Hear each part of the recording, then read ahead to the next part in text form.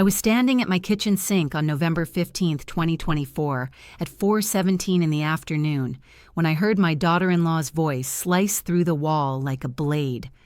"Your mother's nothing but a burden, eating our food, draining our life." The cabinet slammed in the next room. The sound echoed through my chest. My stomach dropped. That sick, weightless feeling like you've missed a step in the dark. My hands started trembling against the counter edge. I gripped the cool granite to steady myself, but my heart was pounding so loud I could hear it in my ears. She didn't know I was home. She thought I was at the grocery store, and she was on the phone with someone, her voice dripping with venom I'd never heard before, ice cold and final on that word. Burden. That's what I was to her, a burden. Let me back up. I'm Ruby Ellington. I'm 69 years old. I'm a retired corporate accountant here in Raleigh, North Carolina. I spent 37 years balancing books for a Fortune 500 company, and I thought I knew how to spot a thief. God, I was such a fool. That morning, that same morning at 8:43 a.m., about 7.5 hours before I heard those words, my phone had buzzed on the same kitchen counter. Bank alert. Joint account overdrawn. $347. I'd stared at that message, my breath catching in my throat. I'd deposited $2,000 into that account just 3 days earlier. We used it for shared household bills, utilities, groceries, things for my twin grandkids, Kai and Zuri. How could it be overdrawn? My hands had been shaking when I whispered to the empty kitchen. What happened to the money? And then I'd remembered something. Tasha's hushed phone calls. Past midnight, 2 nights ago. I'd gotten up for water, heard her voice through her bedroom door. "I just need a little more time," she'd been saying. "The money's coming, I promise." Money problems, I'd thought. They must be going through something. Jarvis, my son, her husband, works in software engineering. Good salary, but maybe they'd hit a rough patch. I'd told myself not to pry. Have you ever felt something was wrong but convinced yourself you were imagining it? That's what I did, for months. But standing there at 4:17 p.m., hearing that word, burden, everything crashed down on me at once. My legs felt weak. My throat tightened until I could barely breathe. Tears burned behind my eyes, but I blinked them back. Through the wall, Tasha kept talking. "We'll figure out the house situation soon. Just need to get her signature on a few papers." My house. The home my husband left me when he died in March 2022. The home where I'd raised Jarvis, where I'd welcomed her into our family, where I'd moved back in after my husband passed to help with the twins full time. She wanted my house. What I didn't know then, what I wouldn't discover for another few hours, was that my daughter-in-law had been stealing from me for 10 months, forging my signature, draining my accounts to feed a gambling addiction that had her $85,000 in debt. And she'd convinced my son to help her do it. But that evening, I served her dinner. And justice. The stakes were bigger than my hurt feelings. My twin grandkids, Kai and Zuri, 7 years old, the light of my life, their futures were on the line. The $300,000 nest egg my husband had protected with an ironclad trust. My home, my security. Everything I'd worked for was at risk because I'd been too trusting, too naive, too desperate to keep my family together after losing my husband. How could she? I'd whispered to myself, still gripping that counter. God, I was such a fool for not seeing it sooner. Subscribe to see how I served her justice on a dinner plate. I would be glad if you like this video and tell me where you are watching from. And if you're still not subscribing, tell me in the comments. What's holding you back? By 5 p.m. that same evening, I was sitting on my bed, wedding photo in my hands. Jarvis and Tasha, June 12th, 2015. She'd been radiant in her dress. He'd been so proud. I'd stood in the front row at that small ceremony, welcoming her into our family with open arms and an open heart. The glass frame felt cold against my fingers. The sound of it settling in my lap, that soft scrape, felt too loud in the quiet room. I remembered trusting her completely, trusting them both. When she'd asked for access to the joint account back in January, "Ruby, it'd be so much easier if I could just handle the bills for you. You've done enough." I'd handed over the access without a second thought. My voice had been hesitant even then. "Well, I suppose that makes sense." She'd smiled, kissed my cheek, called me the best mother-in-law in the world. Lies. All of it. But let me take you back to the beginning to understand how I got here. You need to understand who Tasha was to me before everything fell apart. Because what came next, what I did that evening at 7 p.m. when I invited them both to dinner, that only makes sense if you understand how deep the betrayal ran and how carefully my late husband had prepared for exactly this moment. Jarvis met Tasha at a tech networking event in Charlotte in the spring of 2014. He was 32, a software engineer climbing the ladder at a startup. She was 29, running her own hair salon, full of ambition and charm. When he brought her home to meet me that summer, I thought she was perfect for him. They dated for a year. Quick engagement. Small wedding on June 12, 2015. I stood in the front row at that ceremony in my best dress, crying happy tears. She'd kissed my cheek that morning and called me the mother she'd always wanted. Her own mom had passed when she was young. I welcomed her with open arms. The first 3 years were genuinely good. They bought a house 10 minutes from mine. The twins, Kai and Zuri, were born in September 2017, and I was there for every midnight feeding, every first word. Tasha seemed grateful for the help. We'd sit in her kitchen while the babies napped, drinking coffee, talking about nothing and everything. She told me about her dreams for the salon, expanding, hiring more stylists, maybe opening a second location. I loved her like my own daughter. Then my husband died on March 4th, 2022. Heart attack. Sudden. The kind of loss that splits your life into before and after. I couldn't stay in our big empty house alone with all those memories pressing down on me. Jarvis and Tasha invited me to move in with them. "We need you, Mom," Jarvis had said, his voice thick with grief. "The kids need their Nana." So I sold my house, moved into their guest room, and threw myself into helping raise those babies. I told myself I was needed, useful, part of something. Looking back now, I should have seen it coming.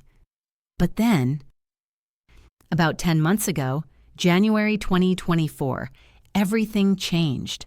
Tasha's salon closed in December 2023. She'd mentioned financial troubles before, but I hadn't realized how bad it was. "The rent went up," she'd explained one morning, her voice flat and tired. "I couldn't keep up." I'd hugged her, told her something better would come along. She'd make a great salon manager somewhere else, I'd said. Give it time. But time didn't help. Her mood shifted. She'd snap at the kids over nothing. A spilled juice box, a toy left out. Her voice would crack like breaking glass.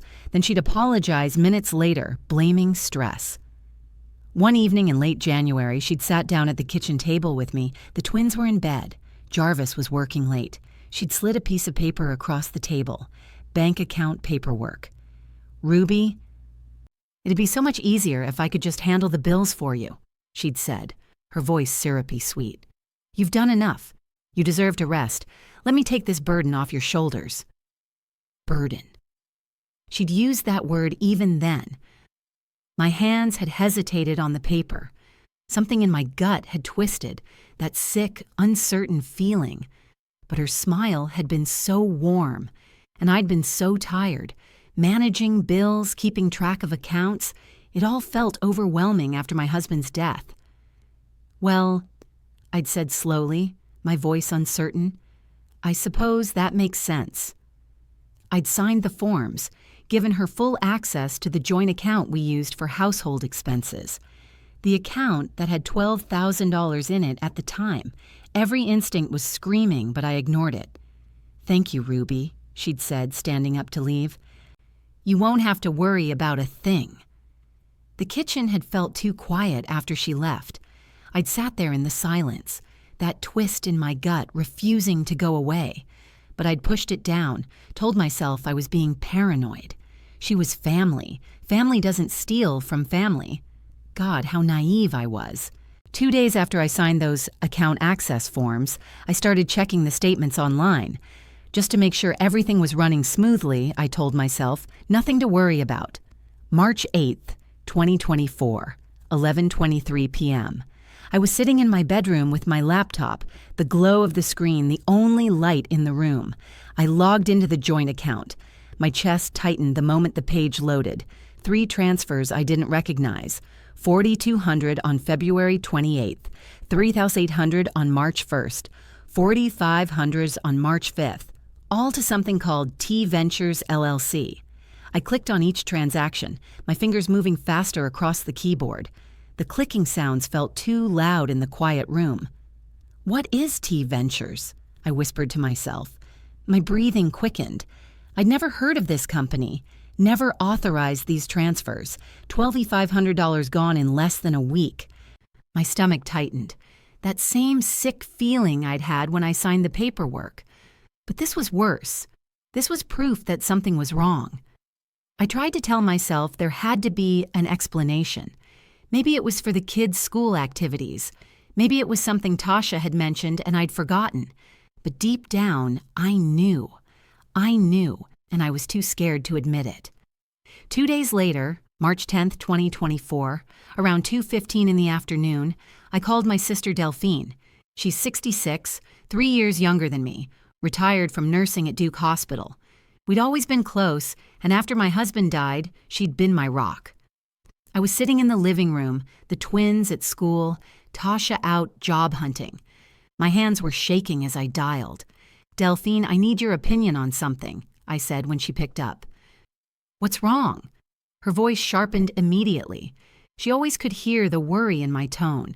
I told her about the transfers, about T Ventures, about the $12,500. The line went quiet for a moment. Then, "Ruby, that doesn't sound right. At all. You need to confront her." "Maybe it's for the kids' activities," I said quickly. "Or maybe she's investing in a new business venture. She mentioned wanting to start over after the salon." "Ruby," Delphine's voice cut through my excuses. "You need to ask her directly, today." "I don't want to cause problems in Jarvis's marriage," I said, my voice defensive even to my own ears. What if I'm wrong? What if there's a perfectly good explanation and I look like the paranoid mother-in-law? "Better paranoid than broke," Delphine said flatly. "Call me after you talk to her. Maybe you've been there too, knowing something's wrong but too afraid to admit it, too afraid to rock the boat, too afraid of what you'll find if you start digging." I didn't confront Tasha that day, or the next, or the week after. But on April 22nd, 2024, a Monday afternoon, I found something I couldn't ignore. I was doing laundry. Tasha had left her jacket on the back of a kitchen chair, and I'd grabbed it to wash. Always check the pockets. That's what my mother taught me. Coins, tissues, receipts, standard stuff. My fingers closed around something plastic, stiff, rectangular. I pulled it out. A casino loyalty card. Harrah's Cherokee Casino, gold member status. Tasha's name embossed on the front. My breath caught in my throat. That sharp gasp echoed in the quiet laundry room. I reached back into the pocket. There was more. A crumpled ATM receipt, 800 withdrawal, timestamp 2:34 a.m. date, April 19th, 2024, just 3 days earlier. My hands started shaking. The card trembled between my fingers. My heartbeat was pounding so loud I could hear it in my ears, that heavy thud, thud, thud. Gambling. She was gambling. And at 2:34 in the morning? When had she even left the house? I stood there in that laundry room, holding the evidence, and I felt my blood run cold. All those business expenses to T Ventures, all those hushed phone calls about money, the mood swings, the desperation.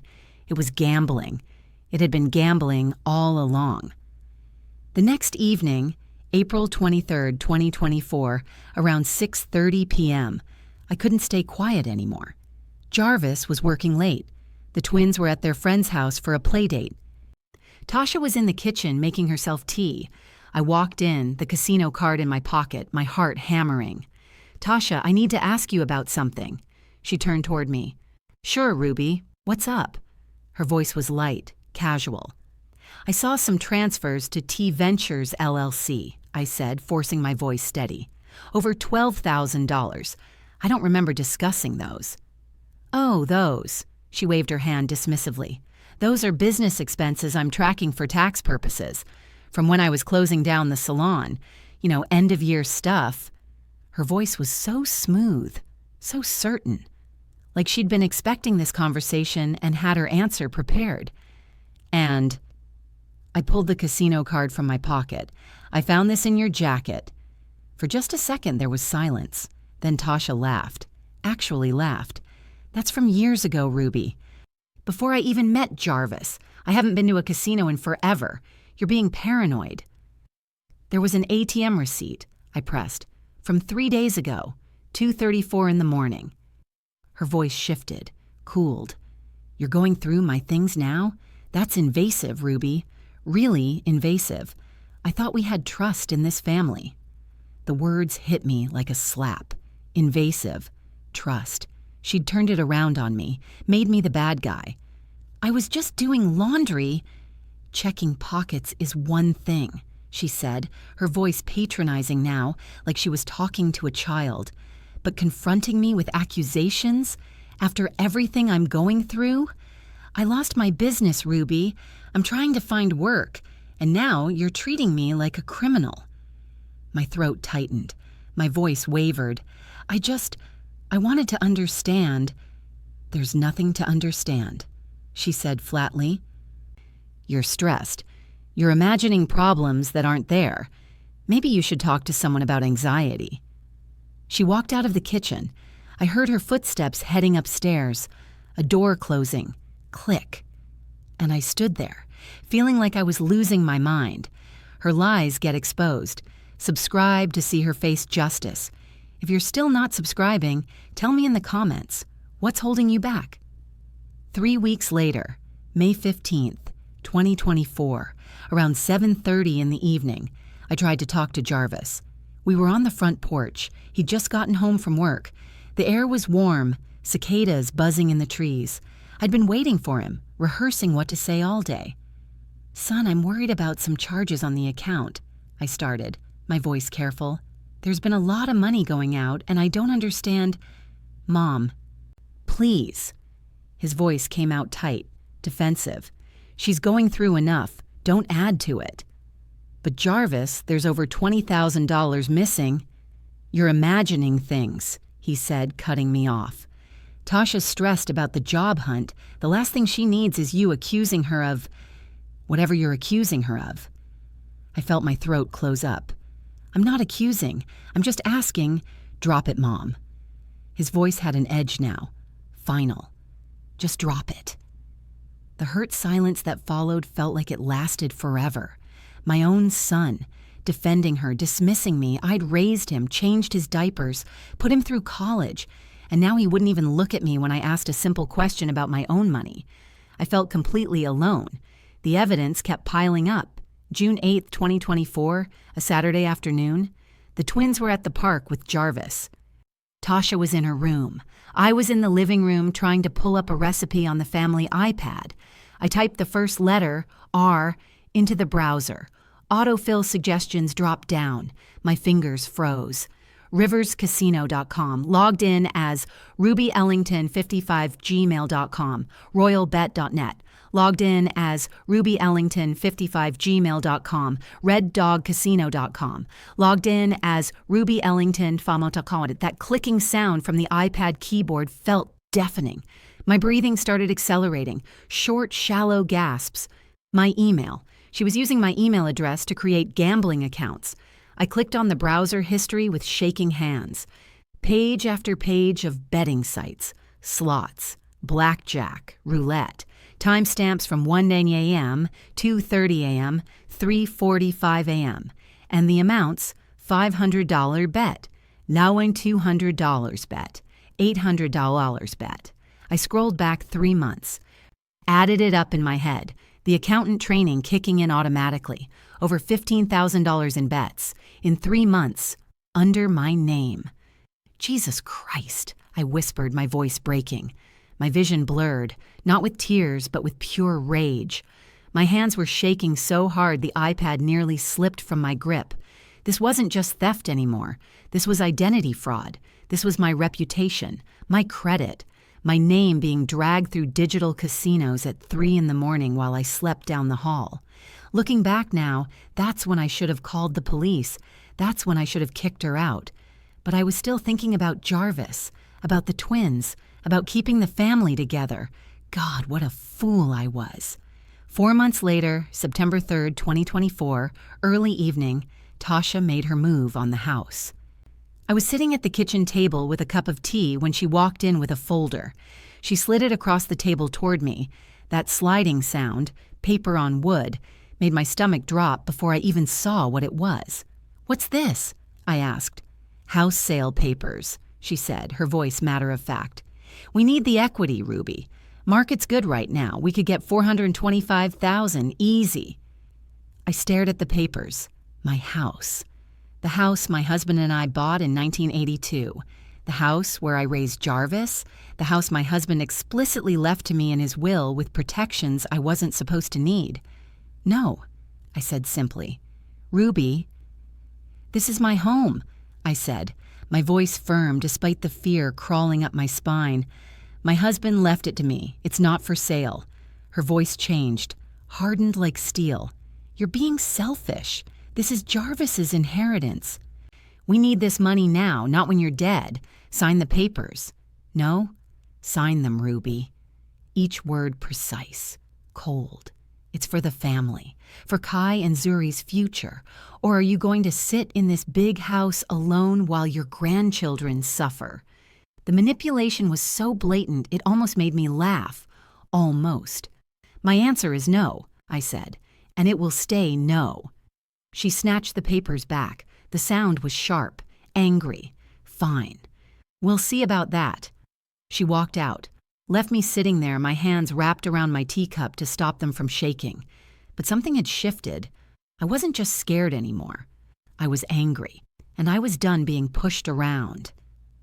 1 month later, October 12th, 2024, a Saturday afternoon, my grandkids gave me the final piece I needed.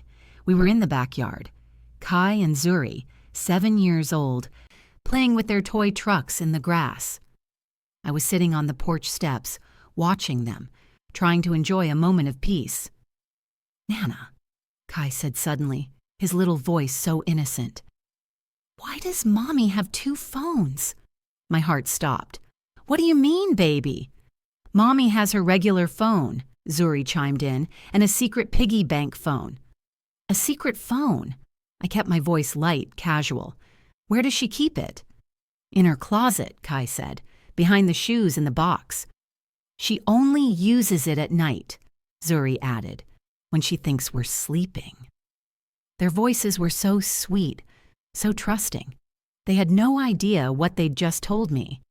"I don't know, baby," I said, my voice catching with emotion I tried to hide. "But Nana's going to find out." That moment, hearing my grandbabies talk about their mother's secrets, that's when I knew I had to fight. Not just for my money, not just for my house, but for Kai and Zuri. Because if Tasha would steal from me, manipulate my son, and gamble away their futures, then those babies needed someone to protect them. And I was the only one left who would. 3 days after the twins told me about the secret phone, October 18th, 2024, around 1:30 in the afternoon, I made my move. Tasha and Jarvis had taken the kids to a birthday party across town. I had at least 2 hours alone in the house. I stood outside their bedroom door, my heart hammering so hard I could feel it in my throat. My hand trembled on the doorknob. This was crossing a line, going through their private space. But they'd crossed a line first when they started stealing from me. I opened the door. That soft click of the latch felt deafening. The closet was on the far wall. I went straight to it, my footsteps careful and quiet even though no one was home. Boxes stacked on the floor, shoes lined up neatly. I started moving boxes aside, that sliding sound of cardboard on carpet making me flinch. Behind the third shoebox, wrapped in a black sock, I found it. A Samsung smartphone, cheap model, burner phone. My breath came out shaky. "There you are," I whispered. I pressed the power button.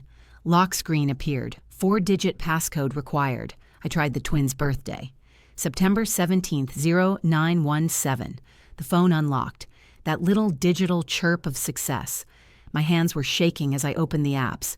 FanDuel, DraftKings, BetMGM, Caesars Sportsbook, 6 different gambling apps, all logged in, all showing transaction history. I scrolled through FanDuel first. My stomach dropped with each swipe. $2,300 lost March 15th. Waiting $100 lost March 22nd.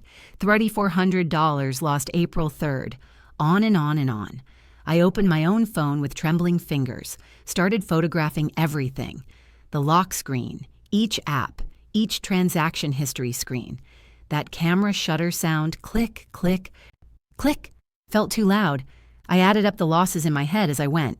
$47,000 since January, on top of the $62,000 from the forged checks, $109,000 total. She'd stolen over $100,000 from me in 10 months. I put the phone back exactly where I found it, wrapped in that black sock behind the shoeboxes, closed the closet door, left the bedroom.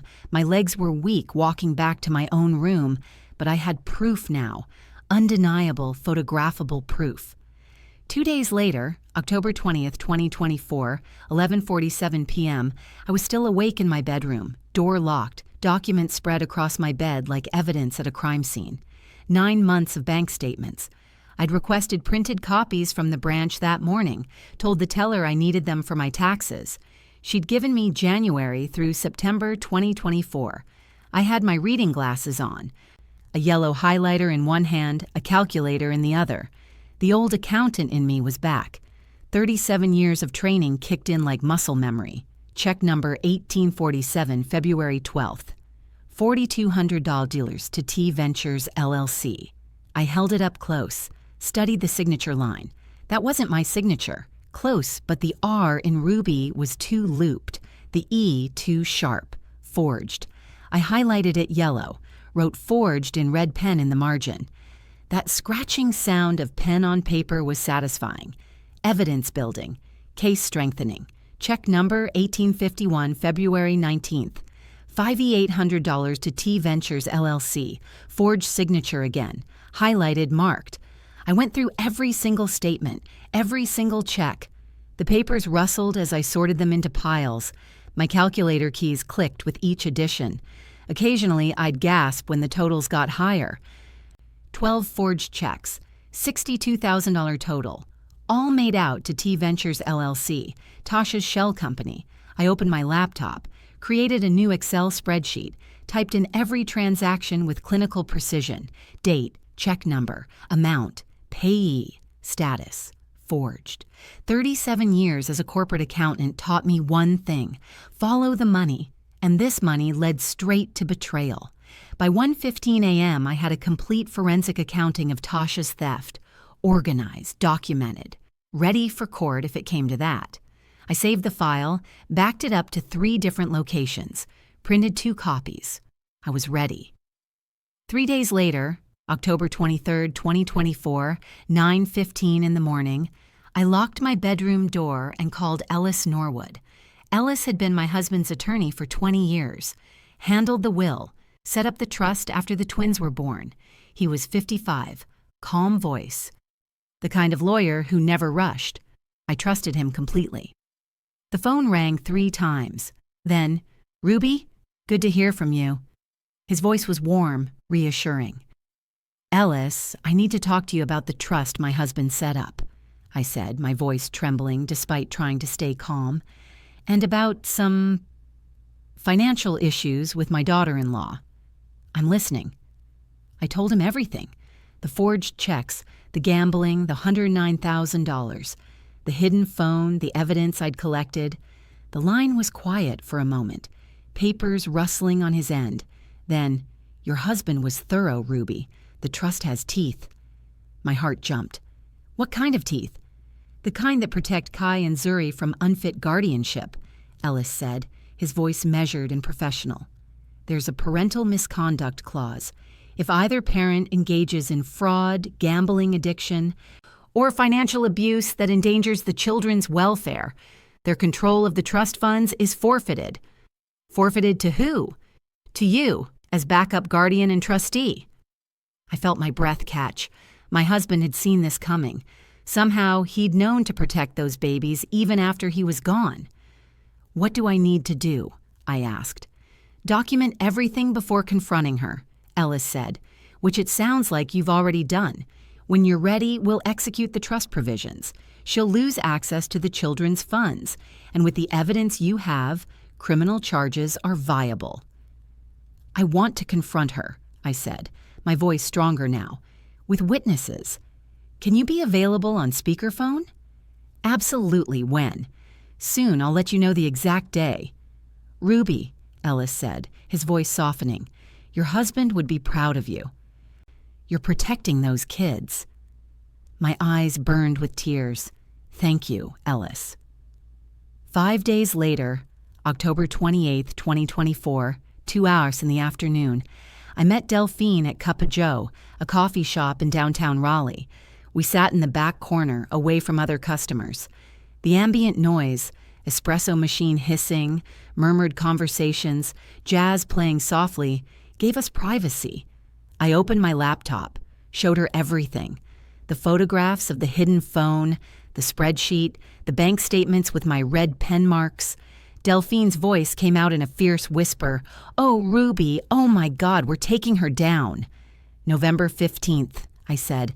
I'm inviting them to dinner. You, me, Tasha, Jarvis. Ellis on speakerphone when the time is right. I'll be there, Delphine said immediately. What do you need me to do? Be my witness. Back me up if she tries to gaslight again. Delphine reached across the table. I heard her hand hit the wood before she squeezed mine. You're going to serve her dinner and justice on one plate. Exactly, I said. My sister smiled. I couldn't see it, but I could hear it in her voice. Pride, fury, love. Let's get her.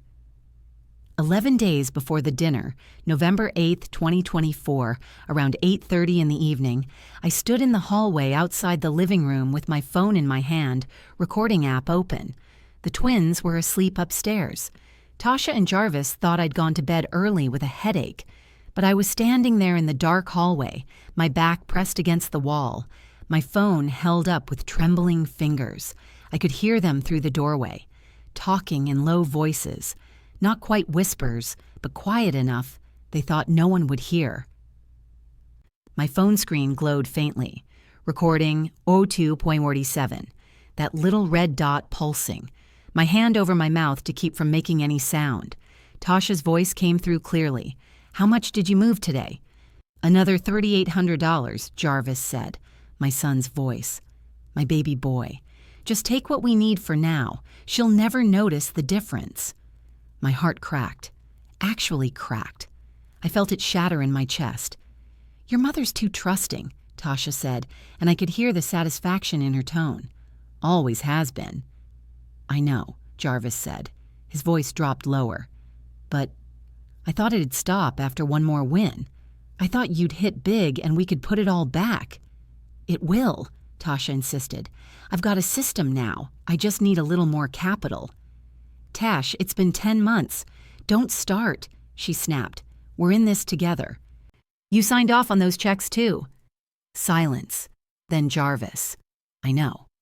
I stopped the recording. We owe $423 total. I had everything I needed. I stood there in that dark hallway, silent tears streaming down my face, my hand still clamped over my mouth. My son, my only child. He'd known all along. He'd helped her. He'd looked me in the eye for months and lied. How do you process the moment your own child betrays you? You don't. You just stand there in the dark, holding your phone, feeling your heart break into pieces you know will never fit back together the same way. 2 days later, November 10th, 2024, Sunday morning, I was in the home office while everyone else was at church. I'd claimed I was feeling under the weather. They'd left without questioning it. I logged into the family Wi-Fi router's admin panel. Something I'd set up years ago when my husband and I first got the router. I still had the password written in my planner. I navigated to the network logs, started scrolling through IP addresses and device connections from the past 6 months. There, Tasha's phone, connected to the network. But there was something else, remote access connections from her phone to my computer. I felt my pulse quicken. The keyboard clicking sounds as I dug deeper felt too loud in the quiet office. Screen mirroring software, installed on my computer on January 9, 2024, software that let Tasha access my computer from her phone, control it remotely. That's how she'd logged into gambling sites using my email. She'd been using my computer, remotely from her phone, to create accounts, place bets, all under my name. If anyone investigated, it would look like I was the gambler, like I was the one with the problem. She was framing me. "Got you," I whispered, my voice full of satisfaction. I screenshot everything, saved the logs, printed the evidence. The technical proof was complete. The forensic trail was undeniable. Tasha had stolen my money, forged my signatures, and tried to frame me for her addiction. But I had her, on every count. 2 days after that, November 12, 2024, Tuesday afternoon around 4 p.m., I walked into the kitchen where Tasha was making coffee and Jarvis was checking his email on his phone. I put on my warmest smile, made my voice light and cheerful. "I've been thinking," I said. "Life's too short for family tension. I'd love to have a family dinner this Friday, November 15th. Let's break bread together." Jarvis's head jerked up. I could hear the surprise in his voice. "Friday? Like a reconciliation dinner?" "Exactly," I said, keeping my tone warm. "I want us to be a family again. No more awkwardness, no more suspicion, just us, together." Tasha's voice came out slow, uncertain. "That sounds nice, Ruby." But I could hear the suspicion underneath. She didn't trust this sudden change. Good, let her wonder. "I'll make your favorite," I said to Tasha, my voice dripping with false warmth. "Pot roast with all the fixings. We'll have a real family meal." "What time?" Jarvis asked. 7 o'clock. Sharp." "We'll be there," Tasha said. I smiled. They couldn't see the steel underneath, the cold calculation, the trap being set.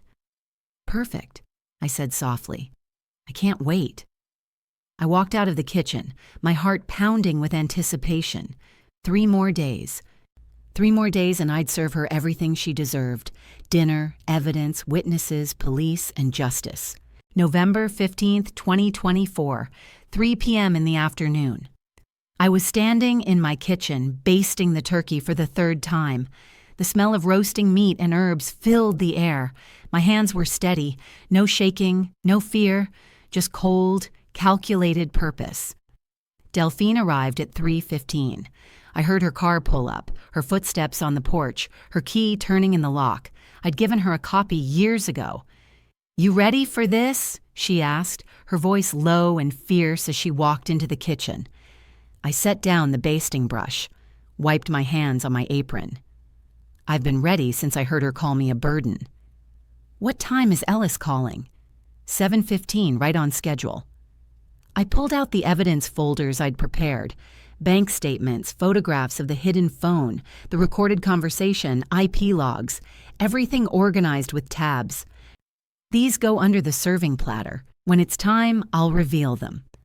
Delphine picked up one of the folders, flipped through it. "This is ironclad, Ruby." "It has to be." "What about Jarvis?" My throat tightened. He made his choice.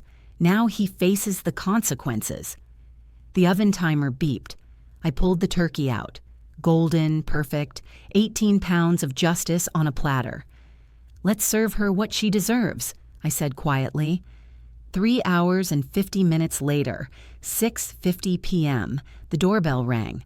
I smoothed my dress, took a breath, opened the door. "Mom!"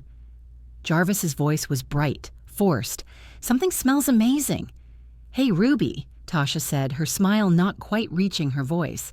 I could hear the uncertainty underneath. "Thanks for having us."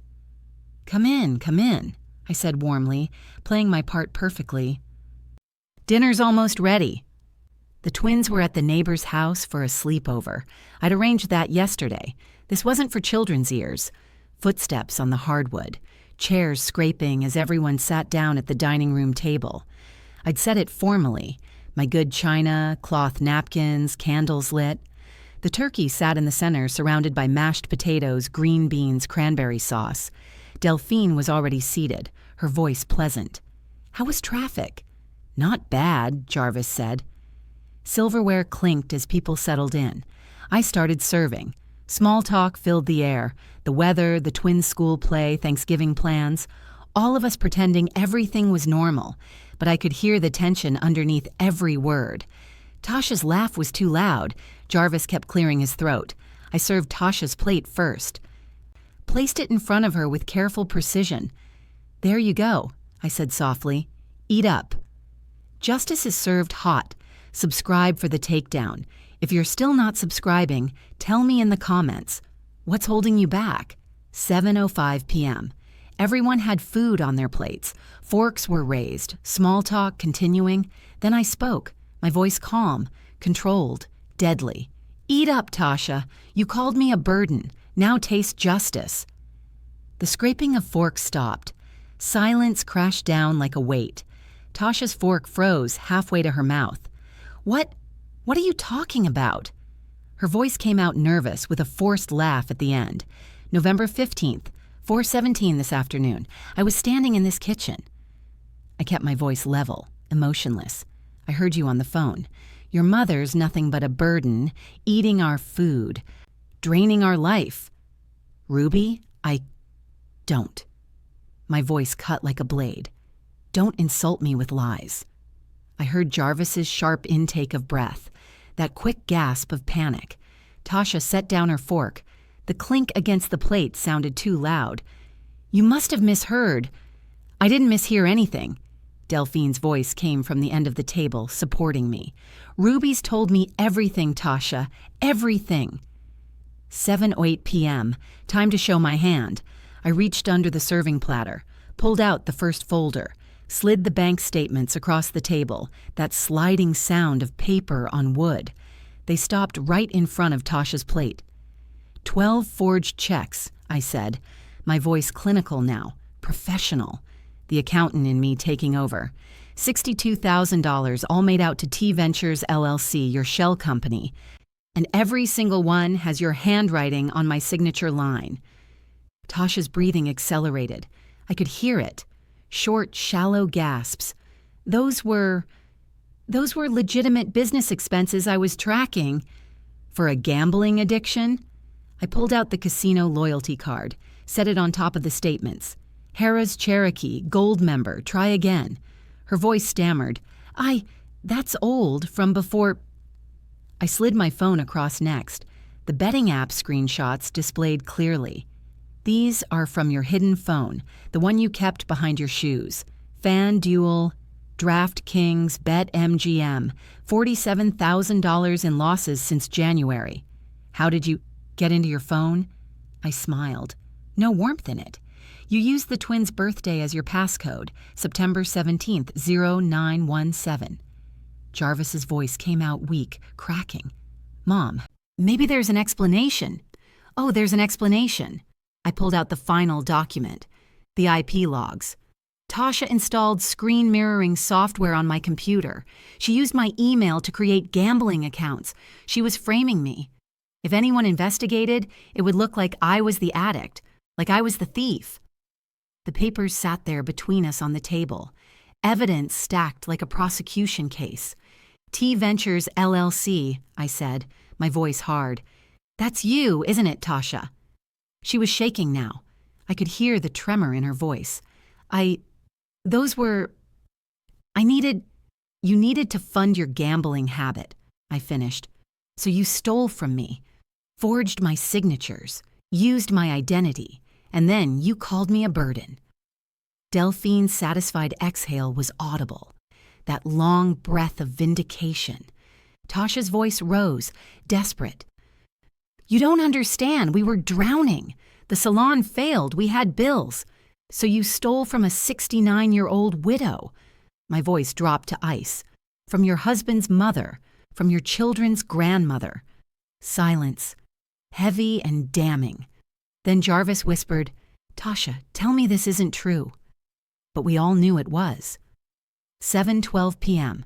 I pulled out my phone, set it on the table in the center, screen facing up.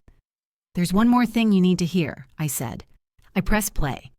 The recording from November 8th started. The sound of voices coming through my phone speaker filled the dining room. Tasha's voice recorded, "How much did you move today?" Jarvis's voice recorded, "Another $3,800. Just take what we need for now. She'll never notice the difference." I watched Jarvis's hands grip the edge of the table, his knuckles going white. Tasha's recorded voice continued, "Your mother's too trusting. Always has been." Jarvis's recorded voice, "I know, but I thought it'd stop after one more win. I thought you'd hit big and we could put it all back." The recording kept playing. 45 seconds of my son admitting he knew, that he helped, that he'd been lying to my face for months. When it ended, the silence was deafening. Then Jarvis made a sound, a choked sob. I heard his hands cover his face, the rustle of movement, the broken breathing. "Mom, His voice came out muffled, thick with tears. "I thought I was helping. Helping." My voice stayed cold. Had to stay cold or I'd break. "You helped steal from your own mother. You looked me in the eyes every single day and lied." "I'm sorry," he sobbed. "God, Mom." "I'm so sorry." Tasha's voice suddenly shrieked, "You recorded us. That's illegal. You can't use that." Delphine's voice cut through, sharp and satisfied. "Actually, North Carolina is a one-party consent state. As long as one person in the conversation knows they're being recorded, it's perfectly legal. Ruby was standing right there." "You had no right." "I had every right," I said. "You were stealing my money, my identity, my future." Hearing your child's voice admit betrayal, nothing prepares you for that pain. 7:15 p.m. Right on schedule, my phone rang. Ellis Norwood's name lit up the screen. I answered, put it on speaker. "Mr. Norwood, thank you for calling. I have you on speaker with my family." Ellis's voice came through, calm and professional, authoritative. "Ruby, I understand you're ready to discuss the trust provisions." "Yes. Please explain them to everyone present." "Of course." I heard papers rustling on his end. "Your late husband established an irrevocable trust for your grandchildren, Kai and Zuri Ellington, $150,000 per child, designated for education and welfare." Tasha's breathing was loud now. Panicked. Ellis continued, "The trust includes a parental fitness clause. If either parent engages in fraud, develops a gambling addiction, or commits financial abuse that endangers the children's welfare, their control of the trust funds is immediately forfeited." "No," Tasha whispered. "No, no, no." "Forfeited to whom?" I asked, even though I knew the answer. "To you, Ruby, as backup guardian and trustee. You gain full control of the funds and decision-making authority regarding the children's welfare." "And the house?" I pressed. "Your property is held in the same irrevocable trust. Any attempt to sell requires trustee approval, which is you. The house cannot be sold without your consent, ever." "We needed it for the house." Tasha's voice rose to a desperate shout. "For our future. You're sitting in this mansion alone while we're drowning." "My house," I said, my voice steel. "My rules and my grandchildren's future, not yours." "Your husband foresaw this exact scenario," Ellis said through the speaker. "He protected his grandbabies from exactly this kind of predatory behavior." My throat was tight. Vindication and grief all mixed together. My husband had known, had prepared for this. Had protected Kai and Zuri even from beyond the grave. "Thank you, Ellis," I managed. Call me if you need anything else. I'll have the formal paperwork ready by Monday." The call ended. That soft beep of disconnection. Tasha's voice broke completely. "You can't do this. You can't take our children." "I'm not taking them. I'm protecting them. From you." 7:22 p.m. The doorbell rang. Heavy footsteps on the porch. I'd called them at 7, told them to arrive at 7:20. Perfect timing. I stood up, walked to the door, opened it. 2 Raleigh police officers stood there in uniform. "Ma'am, we're responding to your call about financial fraud." "Yes, officers, come in." I handed Officer Martinez, I could read her nameplate as she spoke, the complete evidence folder.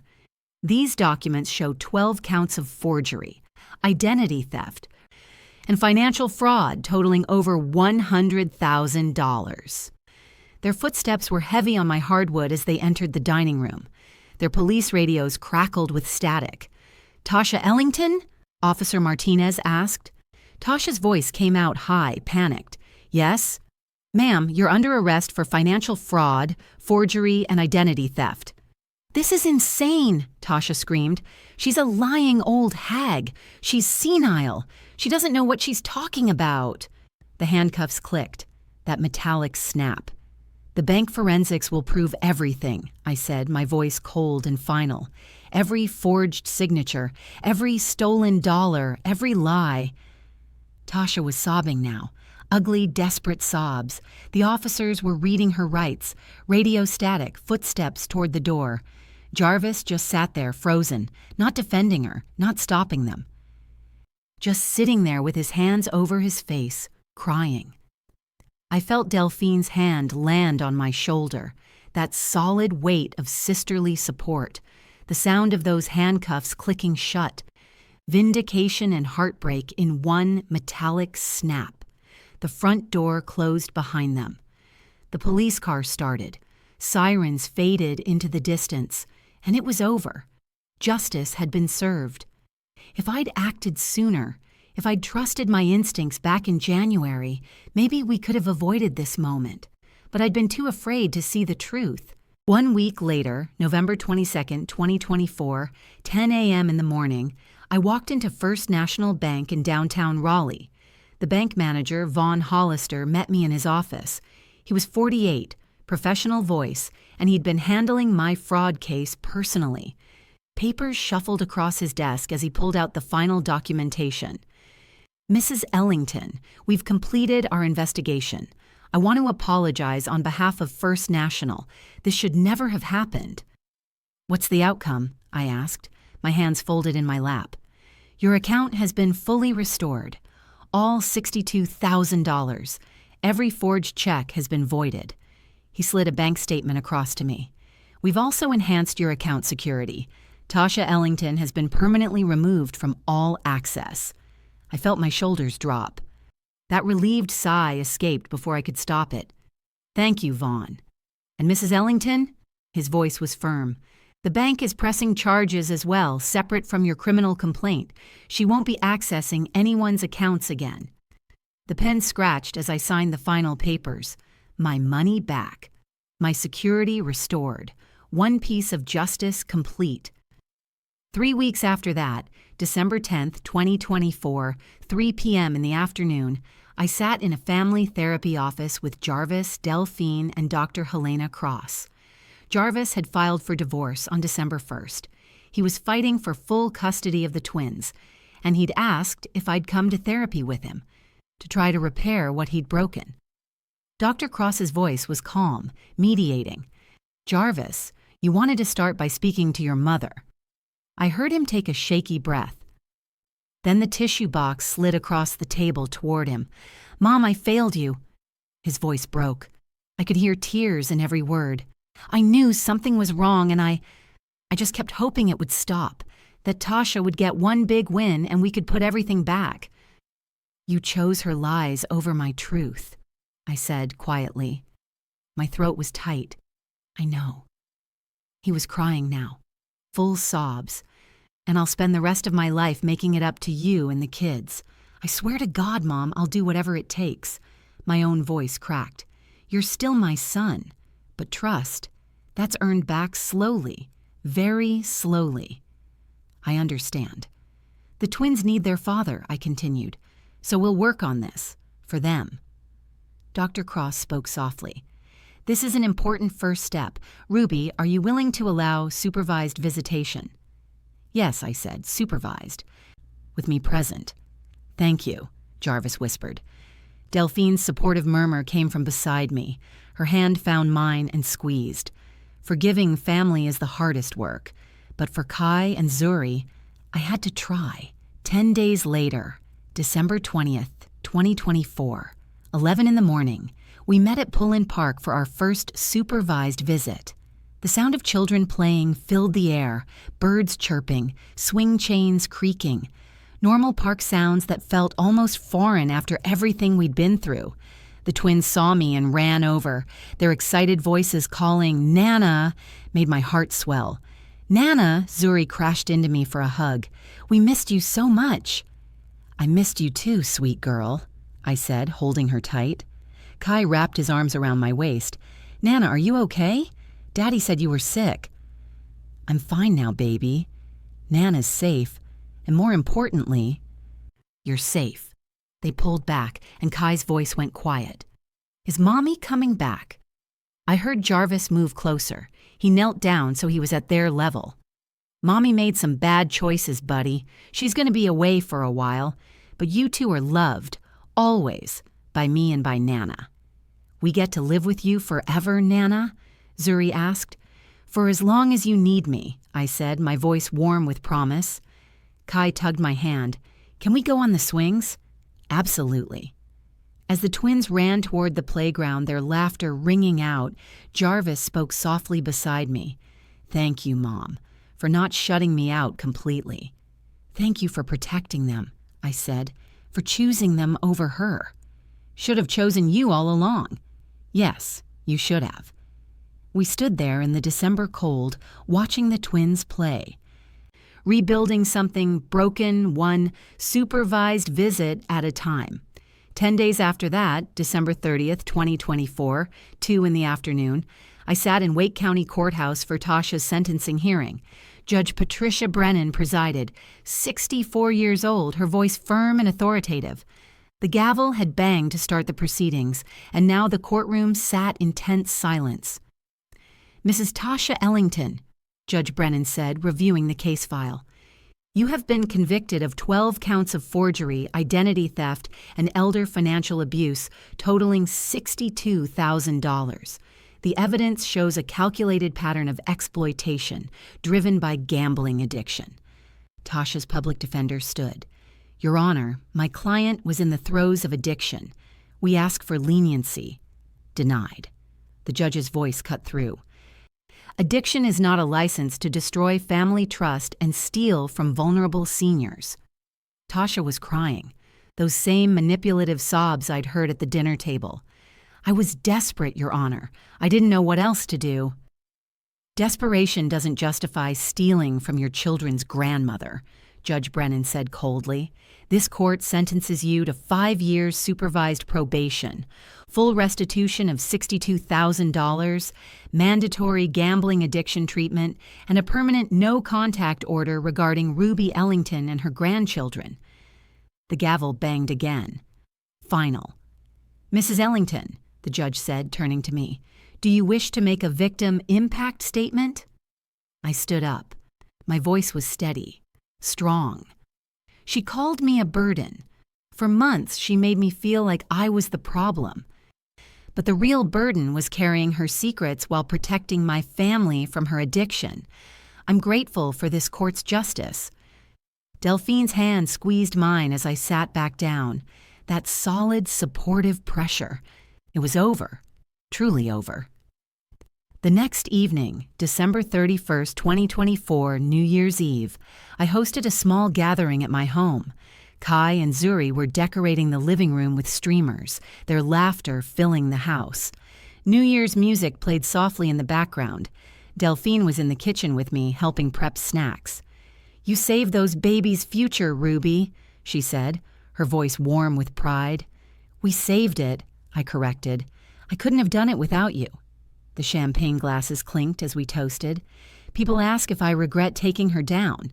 The answer is no, not for a second. That evening, that November 15th dinner, I served her more than pot roast. I served her evidence, witnesses, and consequences. Sometimes the strongest revenge isn't loud or violent. It's quiet, methodical, and backed by documentation. My late husband knew what I'd face. He built protections into that trust I didn't even understand until I needed them. That's real love, protecting someone even after you're gone. Looking back now, every sign was there. The hushed phone calls, the defensive reactions when I asked questions, the unexplained withdrawals, the gaslighting that made me doubt my own instincts.